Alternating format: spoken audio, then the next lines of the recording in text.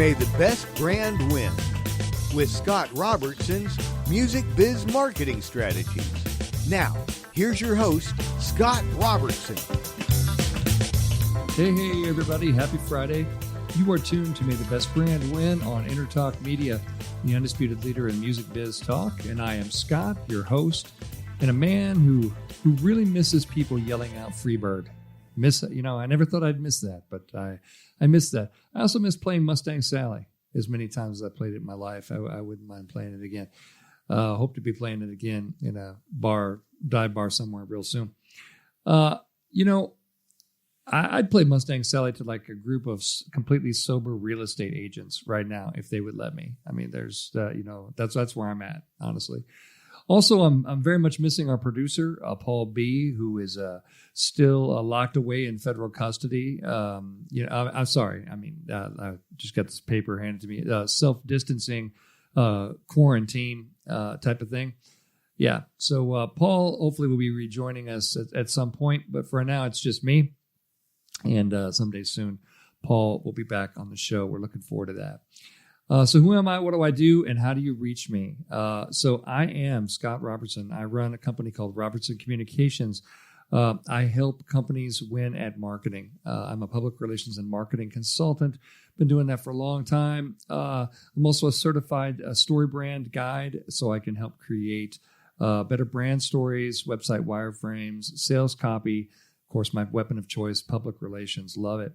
For all of my clients. I can help any business win at marketing, and I can really turn that story around. So give me a call. I am at, the way to reach me is to send me an email to scott@robertsoncom, 2M's like communications.com, or find me on Twitter at robertsoncom, 2M's like communications.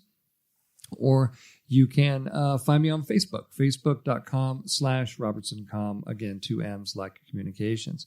As I reach out, talk to me. I love to get emails from folks that listen to the show, that have seen the Periscopes, and that maybe you have a similar opinion to mine or a different opinion. All of that is welcome, and I always enjoy talking to folks about marketing. This stuff is always a lot of fun and very interesting. So now, you guys are smart. You're so smart because you have tuned into a really good one. This is episode 155 of the show. I call this The Dangers of Media Wordplay. Now, you may not know this. Not everybody, if you don't work with the media, you may not know this, but how a news story gets covered by the media kind of determines the takeaway value for the audience, right? So words matter. Putting them together one way can lead to, a logical, calm decision-making public. Doing it another way results in stores being cleaned out and people walking around the street looking like extras. They're going to walk in to show Doogie Howser, MD, or ER or something. So it's like we're going to talk about the subtleties of the wordplay, how they do what they do, and how you can make sure they don't do it to you and make sure they don't do it to your family. See what I did there? See that? And also, we're going to hit who's winning and losing this week on another amazing and highly educational episode of May the Best Brand Win right here on Entertalk. So let's just dig right into it here for segment one. Today's media rely on a lot of sensational headlines that often aren't even in line with the findings of the story. Okay? And it's a shame that that's a tactic that's used, but when you look at the rate of which media are going out of business, the LA Times just closed the Glendale paper today, and a couple of other community newspapers today, and all of those journalists out on the street, right? So it's not a growth business. Journalism isn't. It doesn't make a lot of money, and so the only thing they can do to get your attention is to scare the hell out of you with all kinds of kind of sensationalistic, stuff, and it works, and it really works. So. Many headlines, and you may not know this, but many headlines on social media news posts are written by people. They are written by smart AI algorithms who sort of learn what the audience likes and feed them more of it. Okay? And I know that may come as a shock if you don't know that that's happening and has been happening for a while now. That is happening. So I have a lot of friends that corroborate that story that work for major newspapers that tell me, we don't get to write headlines. The computer does that. The AI does that.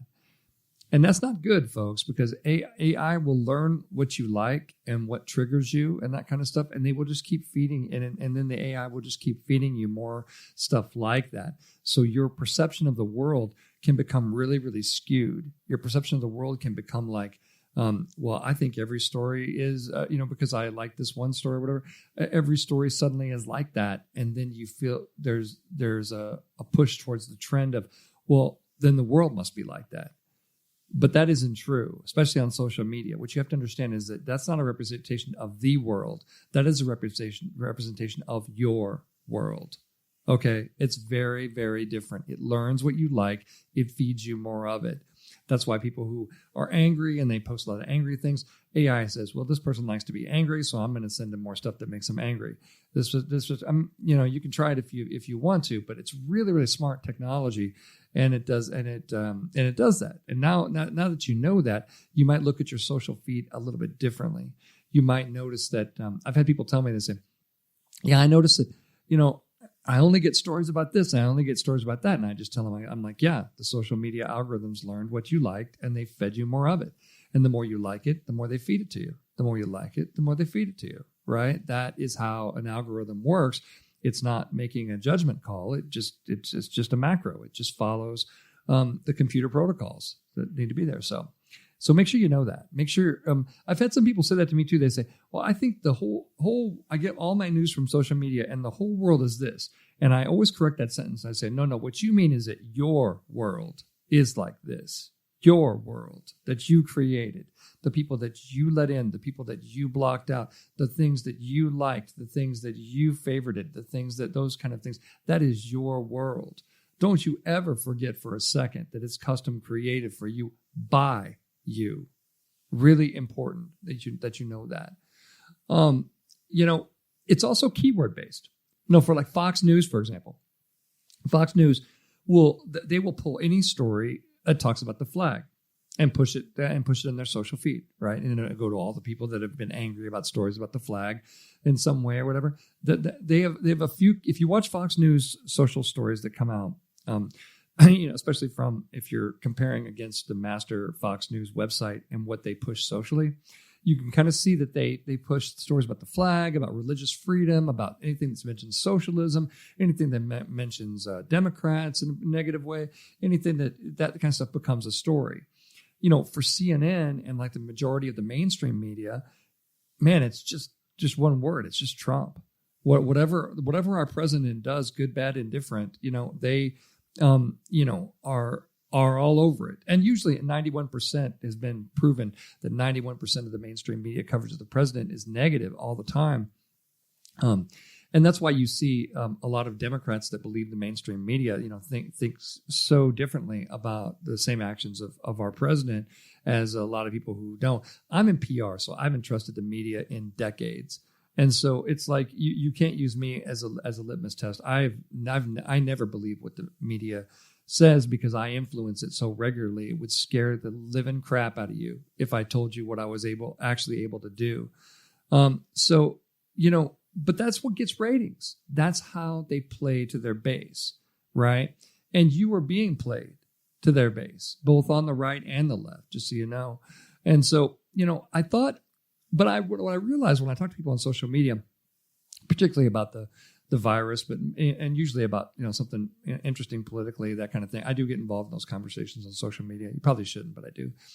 But there are a few common things that the media do to sensationalize a story, and unfortunately, it works really well. So I'm going to show you some of those. I'm going to pull the curtain back and show you a few of those tricks today, and then so you won't let that stuff work on you anymore. Or at least you'll be aware of it, and then you can make a choice as to whether you want it to work on you or not. But usually I'm talking about marketing. This show is really more about communications, and it's really more about media communications and being able to spot that, and being able to spot that for yourselves and that because I just think it's a good public service. So let's talk about it. Let's talk about a classic first of all: may and could. The words may and could. Let me give you an example. The CDC says coronavirus could spread via the soles of your shoes. Governor Newsom says more than half of California could contract coronavirus. KTLA reports more than half of Californians will get infected with coronavirus in the next 2 months, Newsom says. Do you see the jump that was made there? Do you see the jump that was made? Newsom said more than half could contract coronavirus.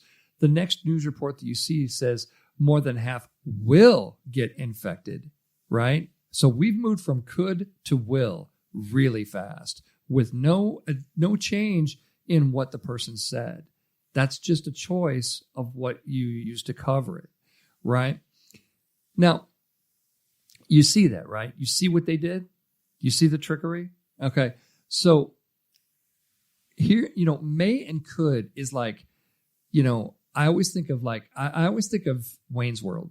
I always think of, and monkeys could fly out of my butt. It's like there's a lot of, you could really do a lot of coulds with the world. If you're a journalist, you can make a lot of things could. An asteroid could hit the Earth.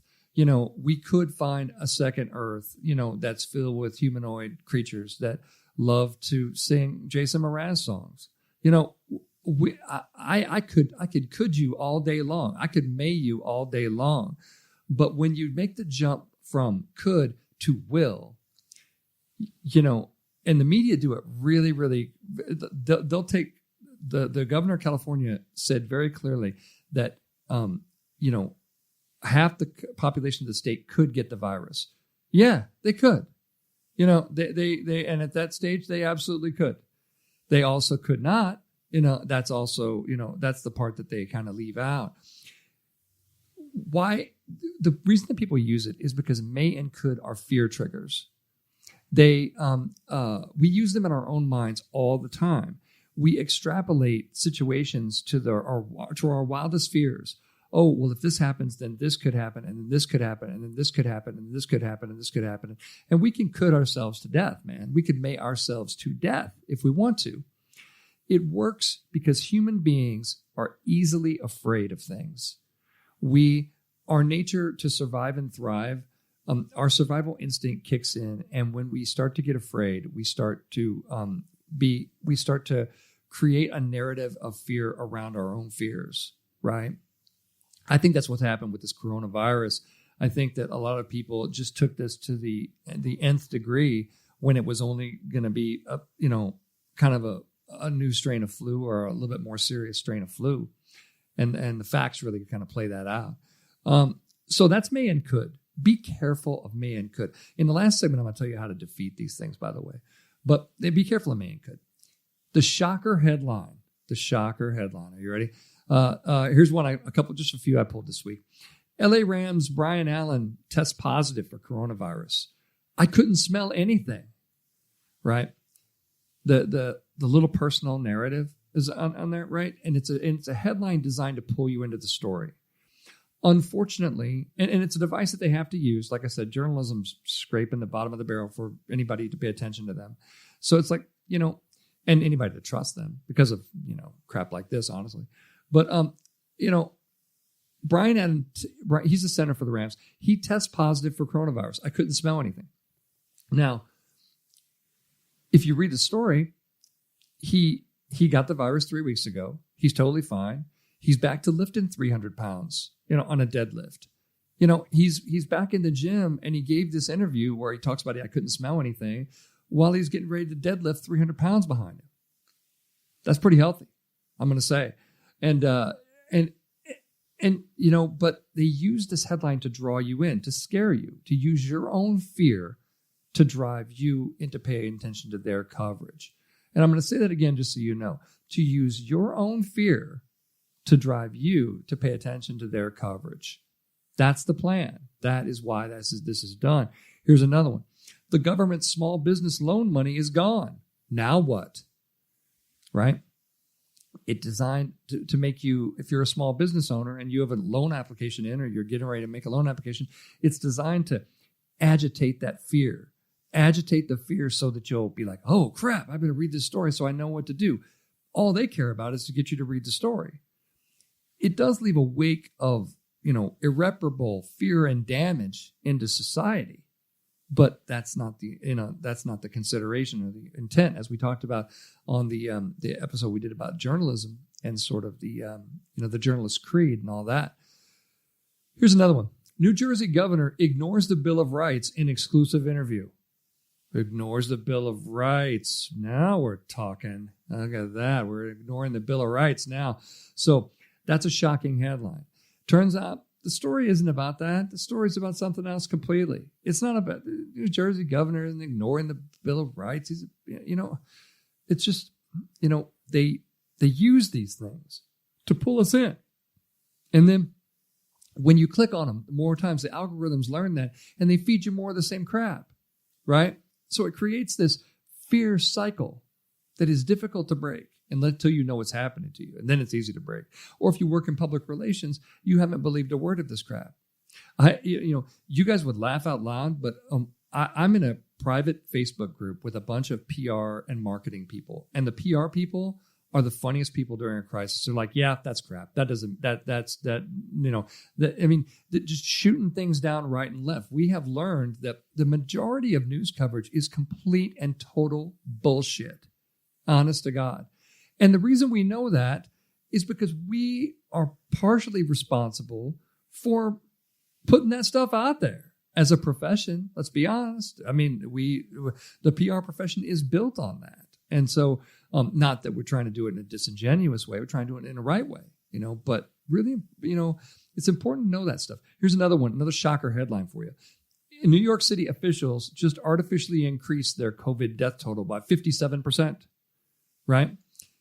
And that is a headline that's designed to pull you in, get you to read the story, get you scared, get you upset, piss you off, have you like it, share it, all of these kind of things. That's what that's designed to do, right? It's used because it gets the news outlet what they're looking for, attention. You ever hear the thing about kids misbehave to get attention? News media misbehave to get attention. They get clicks, they get attention, they get ratings, they get all these things that they desperately need to survive. Remember, we talked about the desperate need to survive at the beginning of this segment. If you don't believe me, I want you to go Google how many journalism jobs have been lost in the last 10 years. It will blow you off of both your feet. It's ridiculous. We've lost 2/3 of the working journalists in the world. And then we wonder why we don't have journalism. You don't have journalism because you won't pay for it. And because we sent all the journalists packing. They all joined the PR profession. They're all doing what I do for a living, which is good. Everybody's got to make a living. That's why we use it. Why it works. It works because people are too damn lazy to read the whole story and find out the facts. A shocker headline works because you're willing to assume that the rest of the story means what the headline means without ever validating anything. And then people just like it, share it, click it, put it, send it to people, yada, yada, all this kind of thing. It works because we are too lazy to read the whole story and find out the real facts. Okay. A lot of these social, and not just news coverage, a lot of these social posts, the one about the gas pumps, the one about you could get COVID-19 from touching the gas pumps that was shared from hundreds and hundreds of thousands of people because, hey, I got this from a friend. They can never name the friend. They can never name who it actually happened to. And that's because there's agencies that kind of have a questionable ethical compass out there that create things. Some of them are in foreign countries like Russia, like Vietnam, things like that. And then they create things like this and somebody starts to put them out in some fake Facebook accounts and Twitter accounts and see how many people they can get to start to like them. There's another one going on around right now about the Spanish flu and the Philadelphia parade. You may have seen that one. And it's designed specifically to get people afraid to start the economy back up. I will bet you money it comes from somebody who's got a motive to stall this economy. And I don't know if it's an American organization or not, or somebody from a foreign country, but whoever it is wants people to be scared about reopening the economy, and this could be dangerous because this kind of crap becomes the truth. And then you're living in a freaky Twilight Zone world after that. So, shocker headlines. Let's talk about the lie of omission. I see this all the time. I point this out on social media all the time. Once you see this, you'll be able to point these out to people. Here we go. The patch.com, which is owned by AOL, which is owned by Time Warner, which is owned by CNN, which is owned by, AT&T. Patch.com puts out a headline every single day talking about virus cases. And I don't know if they're trying to be helpful or they're just trying to scare the piss out of people. But here's what they say. They go, 1,425 confirmed OC coronavirus cases. 3 more deaths Thursday. Here's what's been omitted from the story. 80% of people who get the virus, recover at home with little or no or mild symptoms. Okay? That's 80%. The other 15%, maybe it gets serious, but it's not fatal. It's only life-threatening in 5% of cases. So if you're saying 1,425 people, are confirmed to get the virus, what I just heard was, well, then a whole lot of people, are going to get the virus for a short period of time and be well. It's really not that big a story. But they omit the information that would allow you to have the perspective to be able to react to that appropriately. And without that information, people just go off and buy toilet paper and wrap themselves in it and swaddle, I assume. Swaddle in toilet paper, I guess. Because they, that's what's happening. That's why this became such a fiasco, to be honest. They leave out key pieces of data, which provides perspective for better decision making. Leaving out information is known as a lie of omission. You know it, you intentionally don't say it, and so while you didn't actually come out and lie, by not telling 100% of the truth, you mislead people. It is highly unethical practice, to be honest, and it's just it just should never be done. When we're talking about the public good and the public trust, this is what we're talking about. You don't commit lies of omission in the headline. You don't do it. You don't say things like Brian Adams NFL player tests positive for coronavirus. They don't say that he's perfectly healthy. He had it 3 weeks ago and he's perfectly healthy. Yeah, he tested positive. And by the way, if you stick around at the end of the interview, why don't you watch him deadlift 300 pounds off the ground? You know what? It's like, he's doing pretty well. So that's what you got to be careful of, the lie omission. It's out there. And the last one I want to talk about is what I call the experts. The experts, the WHO, the World Health Organization. Governments should restrict alcohol during the coronavirus lockdowns. Well, that's going to be popular. I feel that there's a lot of popularity coming from that. Experts say, experts say X, experts say Y. If experts came out and said doing the hokey pokey and turning yourself around would prevent the coronavirus, you'd have a bunch of idiots out in the street doing the hokey pokey. We believe experts. It comes from a lot of different monikers: health officials, medical experts, leading experts. And they don't ever say who these idiots are. And then my favorite one, I used to make fun of at NAM all the time. I used to use this, was emerging science. What the hell is emerging science? I mean, I used to see that in stories all the time. I always point out, I'd say, look, emerging science says that by drinking red wine, you're, going to, not have a heart attack or that kind of thing. It's like, emerging science can't even talk. That's not even a person. That's just like a study or something. So these experts are very often mistaken, and sometimes just plain wrong, and sometimes just making crap up. Remember the initial coronavirus spread models that the experts said were going to happen? The experts' predictions, the experts, the experts' death tallies, all that kind of stuff. How many people in the audience believe the experts got any of that stuff right? Right? The experts get it wrong way more than they get it right. So don't allow yourself to read a story and then go, well, the experts say this. I'm like, look, I hire experts to say things, okay? In public relations, we find experts to say what we need them to say, So don't be fooled when you see the experts. It's just some idiot, some idiot somewhere that may know something and who's probably going to get it wrong, especially when you're trying to predict such things as spread models and things of viruses. Why do news media use it? They use it because they've been taught to believe experts. The reason we use it in PR is because it damn well works. We like it. It works. That's why we do analyst programs in PR. Why do you think we take products out to analyst firms and get their opinions first? Why do you think we spend all this time working with analysts and getting this? Because, that's why we seed products to influencers. That's why we get that. That's why this whole thing works. It works because people don't question authority enough when they're talking about experts. They don't ask questions like, well, from who? Who's paying them? Why did they say it? We need to, as we move past the coronavirus situation here, we need to understand that the media have taken us on a joyride here that has no little fact. There's very little facts, a lot of fear and no facts, because we do not question authority enough. We just believe crap randomly because it was on Fox News and some idiot expert said it, and honest to God, the guy was probably paid to say it. Well, that's the first question we need to ask. Was this moron paid to say something? And we don't even ask that question. So, I've been trying to on this episode. I'm giving you guys some ways to look at from media wordplay and ways to make sure that you make sure it doesn't work on you.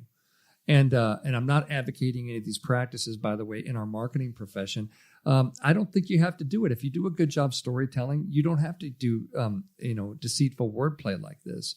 But as a nation, we certainly need to stop falling for it.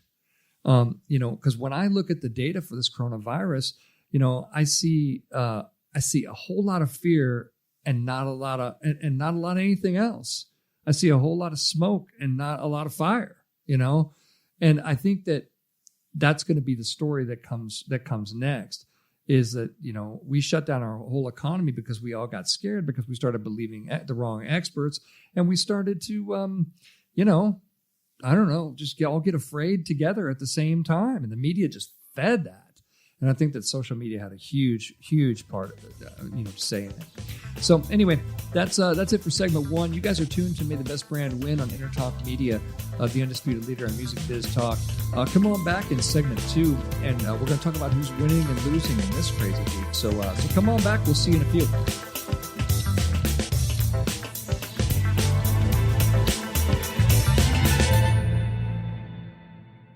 Happy Friday, everybody. You are tuned to May the Best Brand Win on Entertalk Media, the undisputed leader in music biz talk. I'm Scott, your host. We've been talking about the dangers of media wordplay on this show. It's been kind of fun so far. Hopefully I gave you a few that I've noticed being used out there in segment 1. And in segment 3, I'm going to tell you how to beat those, tell you how to get past those and not have those work on you. But let's shift gears and talk about winning and losing real quick. So, oh man, you guys have heard that the money has run out for the SBA PPP program for small businesses. Well, turns out that some big restaurant chains are responsible for that. And big stories out today on this. Big restaurant chains take $30 million in coronavirus loans meant for small businesses. Big chains like Potbelly Sandwich Shop and Ruth Chris Steakhouse got sizable loans, $30 million loans. They inked deals for $20 million in loans under the $2.2 trillion coronavirus stimulus bill passed last month. So there's no money for small businesses, the small farmers, my public relations firm, everybody else that's out there. There's no money for those people. But Ruth's Chris Steakhouse, which is a franchise, and that's illegal by the state, by the way that the loans were structured. You can't even use a franchise. But Ruth's Chris Steakhouse was able to get $20 million. If that doesn't tell you how our government works, nothing ever will. Nothing will ever make sense. It makes sense to you. I mean, loans that were targeted, by the president and by the SBA for small businesses get eaten up by large businesses and franchises, which shouldn't even be eligible for that particular program. All kinds of losing. But one reason I included it in winning and losing today is if you are doing PR for Ruth's Chris Steakhouse, oh my God, you are screwed. Honest to God, you would be better off changing the name of the company at this point and rebranding as something completely different, because everybody's going to remember you as the people who stole money out of the SBA program. And the reason why small businesses went out of business, didn't get any money, is because of Ruth Chris Steakhouse, right? And no one's going to eat at that steakhouse ever again. They are done. That it is over. And people say, "Oh, Scott, that's crazy. This guy thing." Let me give you a media one. They could go out of business, and by could I mean absolutely will be going out of business without any sort of a doubt in my mind. Because a move like that, and to get publicized in that manner, unless it's false. I mean, if all the media reports are false and that kind of thing, and they just threw Ruth Chris Steakhouse under the bus, then that's one way out. But if that's true, you will forever be known as the company that took money out of small businesses' hands, and that's not going to work out for you. So, all kinds of losing. And I really, whoever's doing PR for Ruth Chris Steakhouse, they're going to need a lot of stiff drinks. They're going to need a lot of stiff drinks. That's going to be an impossible one to get out of. Coyotes, bobcats, and bears are reclaiming the Yosemite National Park because of all the people not being there.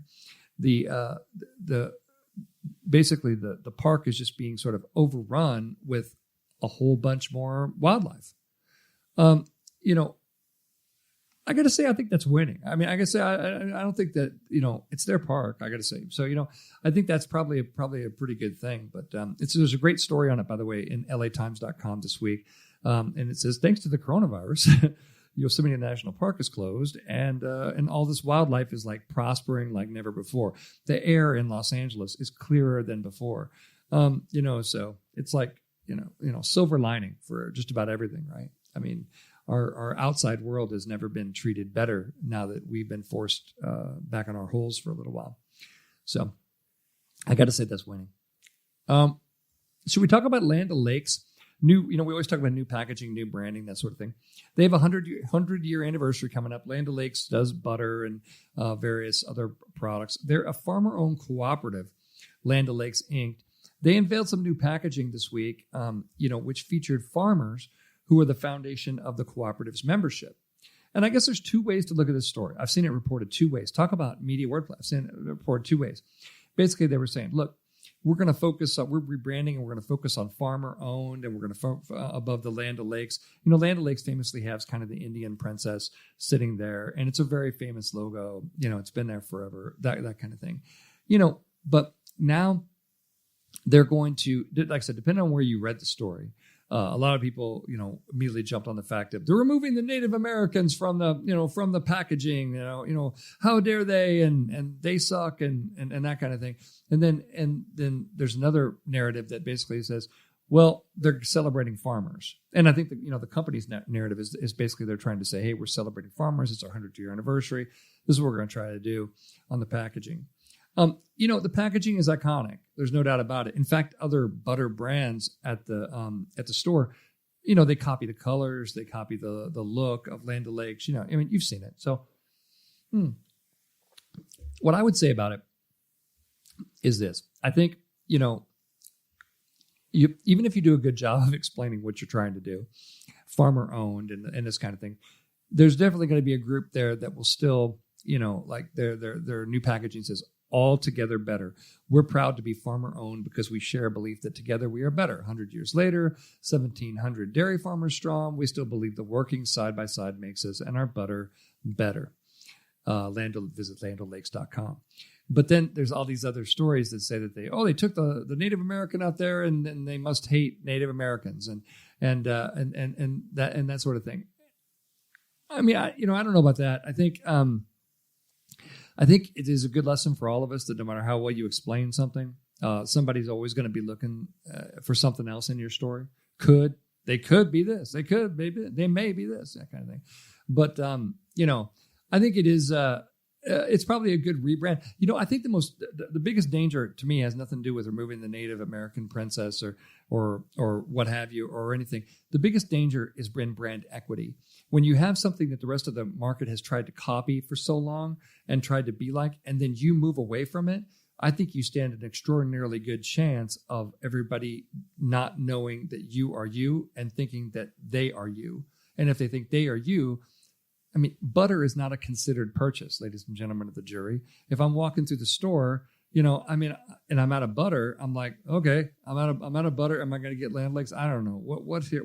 What's cheap? What's that? Boom. It's a 5-second purchase, that kind of thing.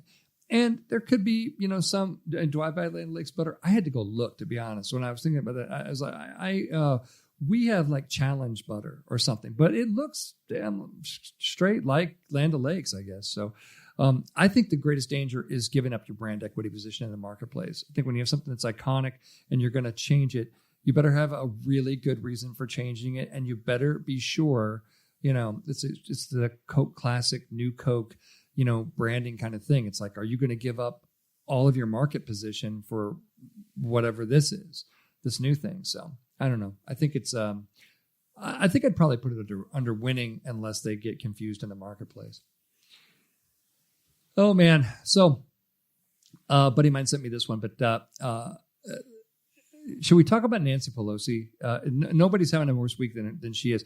She's self-quarantining and taking a vacation and in California or whatever. And she did an interview this week on the Late Late Show, basically where she talked about, I'm just eating ice cream to get through this because I'm just a regular person, which is fine until the fact that she's eating, really obviously expensive ice cream. And then she has a refrigerator. She's filmed with a refrigerator behind her that's like a really expensive refrigerator. I think somebody said it was like $24,000 refrigerator. So it really has a real Marie Antoinette feel to it. And people should know better than this. You should know better than this. They're looking for you. If you're a member of Congress, they're looking for you to be living an extravagant lifestyle. Don't hand it to them on the Late Late Show. What kind of idiot are you? And honestly, there's so many people that in the midst of that shot that could have said, can we shoot this somewhere else? Or could we, it's just, I'm going to use it as a lesson. People in PR were trained to notice those kind of things, the optics of those kind of stories right away and make sure that we don't do dumb stuff like that. But somebody did, and it's causing her all kinds of problems. It really it creates a real, Nancy Antoinette kind of feel for that story. So definitely losing, definitely not in the winning category. Retail stores are in the news this week. Retail's always been tough. There's no doubt about it. So tough. And long before there was a pandemic, AP did a big story on this today, by the way. Brick and mortar retailers are really struggling to get people to walk through the doors instead of shopping online. And now, all of these stores, have been shuttered. 60% of U.S. retail square footage, according to Global Data Retail, has been shut down. I mean, that's all kinds of losing. Close to home in the music industry, I saw a thing the Music Trades put out, and they said that the Q1 music sales are likely to be at a record low, because there's no sell-through through the retail chains, and that's still a huge percentage of the music products industry's business. Yeah, I think that is true. And of course, don't forget a lot of those things at retail are selling services too, like music lessons. A lot of that stuff had to move online as well. It had to move online. Retail is definitely losing. Retail is going to need our help to get back. We are going to have to retrain ourselves to accept sort of the inconvenience of retail, I think, if we're going to save a lot of these stores. And I do think that the conversation is going to be different. As consumers, we have to start to look at what businesses can we support and save these people. I think that's what is going to have to happen. So but certainly losing for now, no doubt about it. You know who's winning? NASA. NASA was winning last week. They went back to their really cool like worm logo, but this week they discovered a new planet.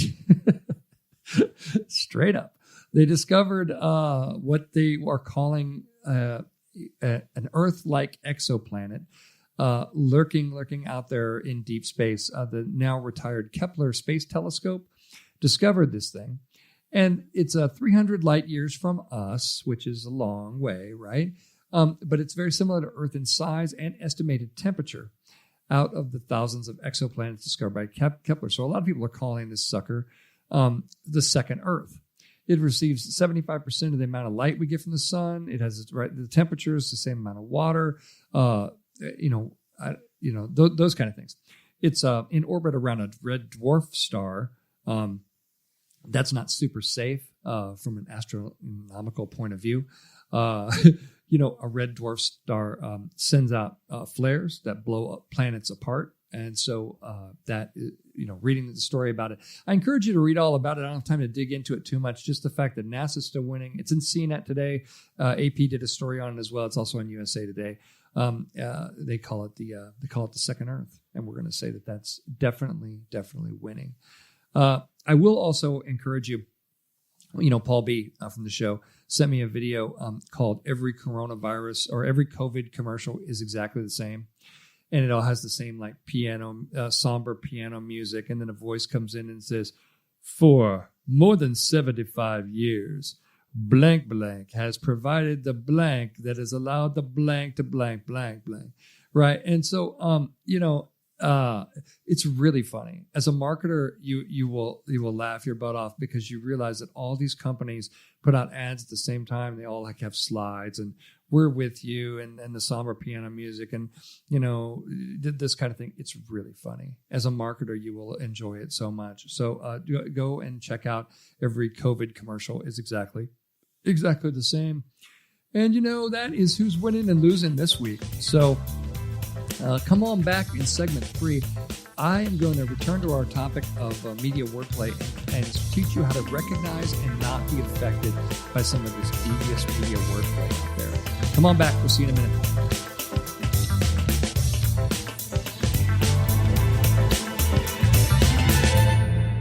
Hey, everybody. Happy Friday. You are tuned to May the Best Brand Win on Entertalk Media. I am your host, Scott, and we're hanging out talking about that deceptive media wordplay that's out there. So I'm going to teach you how to recognize some of this stuff and not be affected by it.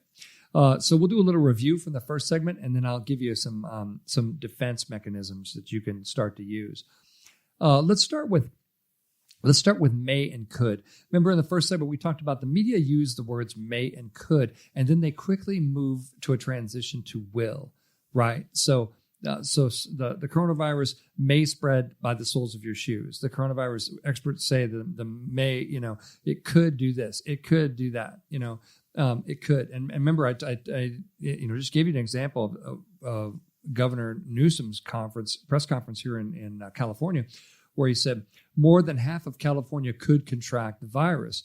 And in the very next hour, KTLA reports more than half of Californians will get infected with coronavirus in the next 2 months, Newsom says. But he didn't say that. He said could. The jump between could and will is a big jump, a really big jump. The jump between could and will is not an automatic thing you get to do as a journalist. It's not an automatic, and it's important. It's right. We talk about the public trust. I mean, that's a hugely misleading statement. The guy did flat out freaking didn't say it. He said could. He didn't say will. Very important. So here's what I use, and what I encourage you to use when you see a headline that says may or could. You see the words may or could, then you instantly need to say it also may not and could not. And then I have another device that I like to use that, again, an asteroid could smash into my studio, today and kill me. Is it likely that that's going to happen? The word likely diffuses fear in a may and could scenario. The word likely diffuses fear in a may and could scenario. If you do a may and could scenario and you say a meteorite may smash into Scott's studio and thus ending his band and his very successful public relations firm, great. But it also could not. Is it likely to happen? Is a meteoroid likely to smash in here? Is that going to happen? Hang on one second. I feel like my broadcast just stopped. I don't know why it did. Nope, it didn't. Sorry. I just lost it there for a second. That's my own technical difficulties. My bad. So anyway, may and could. Best defense, may not, could not. Also, don't forget to use likely to happen. Likely to happen, really, really important. That helps reset boundaries. Sure, something may happen, something could happen. Is it likely to happen? Right? What's likely? That really, really helps. So let's move on to the shocker headline. The government's small business loan money is gone. Now what? Oh my God. New Jersey governor ignores the Bill of Rights in exclusive interview. LA Rams center tests positive for coronavirus. The best defense, just understand when somebody's trying to bait you. Understand that they know that you like to click on stories with that keyword, and they are counting on it. They're counting on the fact that they can bait you and they can trick you, and just don't let them. And just don't let them. When you see a story, I have to do that sometimes. When I see a story and I'm like, oh, I'm really angry about that, I want to share that. I'm like, wait a minute, hold up. Algorithms listening. The Facebook algorithm's paying attention to what you're doing. It is very, very likely that, it's going to send you more of that stuff. If you do that, don't do that. Don't get baited. The shocker is there to pull you in. Don't get pulled in, unless you want to get pulled in, and then come in with a mind that says, well, I came in because I was curious to see this, but I understand that they're trying to bait me, and I understand that this could be complete horse crap and that kind of thing, and it generally is, so there you go. The lie of omission. When you see a headline that says 1,425 confirmed new cases, 3 more deaths today, ask yourself this key question that no one ever asks themselves. What are they leaving out? What have they left out of this story? Why would they leave it out? Why doesn't every story on CNN and MSNBC start with the thing of, we have this many cases and this many deaths today. Of course, we know that 95% of people will recover at home with mild symptoms. Why do they leave that out? Because when I hit you with that secondary statement, I reduced your fear. And they're afraid that if you reduce your fear, you might not behave the way they want you to behave. However it is, they feel that fear is the way to get you to pay attention to what they're doing. Like I said, like a small toddler that pulls the dog's tail just to get your attention, and then, you know what I mean? They misbehave to get your attention. So don't give it to them. That's what I would say. That's your best defense, is to ask yourself what they're leaving out. Again, if you know that 95% of the cases of the virus recover at home with mild symptoms, then ask yourself, why wasn't that information included? If they know that all of the hospitals in Orange County, California are generally sitting there empty, then why would they try to make you feel like a hospital is overrun with patients and has too many people and doesn't have enough things? It's like, what are they trying to make you feel? Why are they leaving stuff out? Be a consumer of the news, a very educated consumer of the news. Very important. So anyway, the experts. Here's how you deal with the experts. Best defense against the experts, they're going to say, experts said this, and CDC expert says this, and WHO expert says this, and this. Don't automatically just believe them because it says expert. It's like, Keith Richards is an expert in staying alive through, doing all kinds of different drugs and stuff or whatever, but he doesn't have any medical experience. Just be careful how people are being used and positioned as an expert in your world. And before you automatically assign them that status, do a little bit of your own research. and don't just say, oh, well, the expert said so, so it must be true. Because I would say the expert said so, and it's very likely not true. It's very likely to be something that they desperately want to be true, but is not actually true.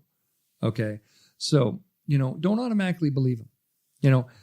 If just the final note that I want to say on this is, if things are being put in front of you, always ask, why are they there? What are they trying to elicit from me? Is it fear?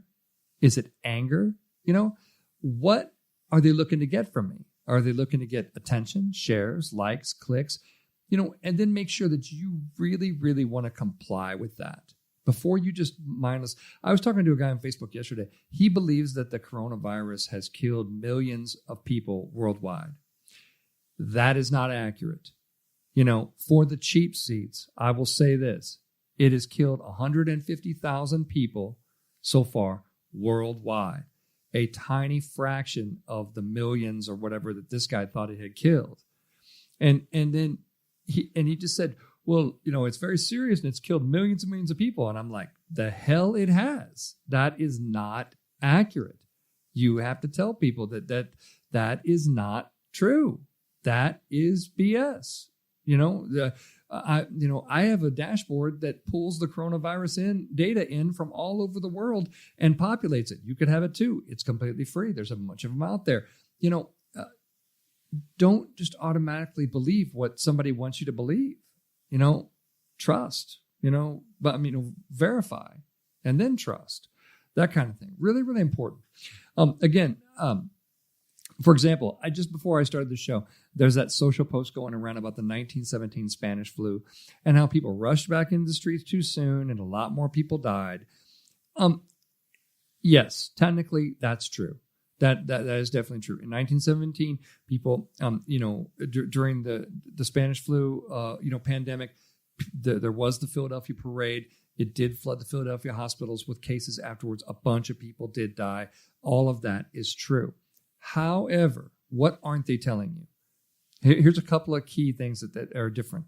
A, this virus isn't remotely as deadly as the Spanish flu. Not even in